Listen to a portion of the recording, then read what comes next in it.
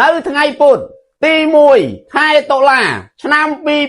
2025នាយករដ្ឋមន្ត្រីថ្មីលោកអនុទិនបានបញ្ជាក់អំពីគោលជំហរថៃពីវិមានរដ្ឋាភិបាលថៃថាប្រសិនបើកម្ពុជាដាក់ពាក្យបណ្ដឹងប្តឹងថៃទៅតុលាការអន្តរជាតិ ICJ ជុំវិញរឿងប្រាសាទតាមាន់ធំប្រាសាទតាក្របីគឺជាសិទ្ធិរបស់កម្ពុជាប្រទេសថៃមានគោលនយោបាយច្បាស់លាស់ដោយឈលលើផលប្រយោជន៍ជាតិក្នុងការប្តឹងតវ៉ាទៅកាន់កម្ពុជាវិញខ្ញុំមិនចង់និយាយនោះទេក្នុងជួររដ្ឋាភិបាលថៃមួយនិយាយទៅលិចមួយនិយាយទៅកើតគ្មានបានសាច់ការអីនោះទេហើយសម្រាប់នាយករដ្ឋមន្ត្រីថ្មីរបស់ថៃលោកអនុទិនលោកមិនចាំបាច់ប្តឹងតបមកកម្ពុជាវិញនោះទេកម្ពុជា